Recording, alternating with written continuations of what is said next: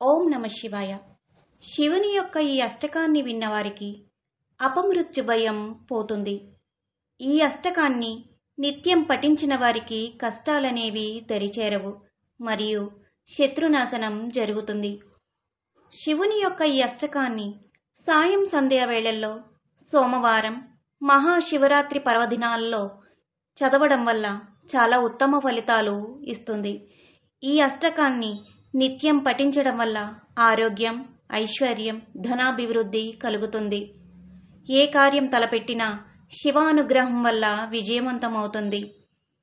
భక్తి శ్రద్ధలతో ఈ అష్టకాన్ని నిత్యం పఠించిన వారికి స్వామి అనుగ్రహం ఎల్లప్పుడూ మీపై ఉంటుంది. చంద్రశేఖర చంద్రశేఖర చంద్రశేఖర పాహి మాం, చంద్రశేఖర చంద్రశేఖర చంద్రశేఖర రక్ష మాం. రత్నసానుశరాసనం రజతాద్రిశృంగనికేతనం సింజినీకృతపన్నగేశ్వరమచ్యుతానలసాయకం క్షిప్రదగ్ధాపురత్రయం త్రిదిశాలయైరభివందితం చంద్రశేఖరమాశ్రయే మమ కిం కరిష్యతి వై యమః.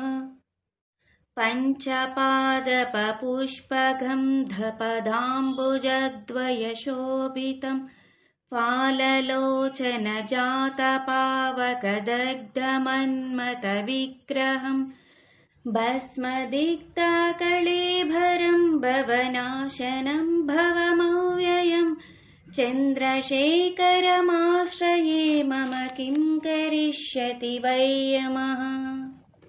మత్తవారణముఖ్యచర్మకృతోత్తరీయమనోహరం పంకజాసనపద్మలోచనపూజితాంఘ్రిసరోరుహం దీవసింధూతరంగశీకరసిక్తశుభ్రజటాధరం చంద్రశేఖరమాశ్రయే మమ కిం కరిష్యతి వై యమః. యక్షరాజశకం శుభగక్షహరం భుజంగవిభూషణం శైలరాజసుతాపరిష్కృతచారువామకళేభరం శ్వేలనీలఘళం పరశ్వతధారిణం మృగధారిణం చంద్రశేఖరమాశ్రయే మమ కిం కరిష్యతి వై యమః. కుండలీకృతకుండలీశ్వరకుండలం వృషవాహనం నారదాదిమునీశ్వరస్తుతవైభవం భువనేశ్వరం అందకాంతకమాశ్రితామరపాదపం శమనాంతకం చంద్రశేఖరమాశ్రయే మమ కిం కరిష్యతి వై యమః. భేషజం భవరోగిణామఖిలాపదామపహరిణం దక్షయజ్ఞవినాశనం త్రిగుణాత్మకం త్రివిలోచనం భుక్తిముక్తిఫలప్రదం సకలాగసంగనిబర్హణం చంద్రశేఖరమాశ్రయే మమ కిం కరిష్యతి వై యమః. భక్తవత్సలమర్చితం నిధిమక్షయం హరిదంబరం సర్వభూతపతిం పరాత్పరమప్రమేయమనుత్తమం సోమవారినభూహుతాశన సోమపానిఖిలాకృతిం చంద్రశేఖరమాశ్రయే మమ కిం కరిష్యతి వై యమః. విశ్వసృష్టివిధాయినం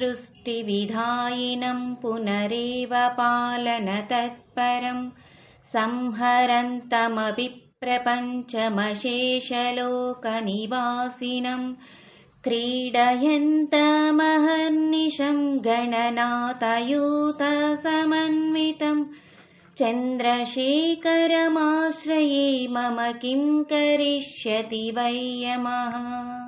మృత్యుభీతమృకండుసూనుకృతస్తవం శివసన్నిధౌ యత్ర కూత్ర చ యః పఠేన్నః తస్య మృత్యు मृत्युभयं भवेत् पूर्णमायुरारोगतामखिलादसम्पदमाधरम् चन्द्रशेखर एव तस्य ददाति मुक्तिमयत्नतः इति श्री చంద్రశేఖరాష్టకం సంపూర్ణం. నా వీడియో కనుక మీకు నచ్చినట్లయితే లైక్ చేయండి, షేర్ చేయండి, సబ్స్క్రైబ్ చేయండి.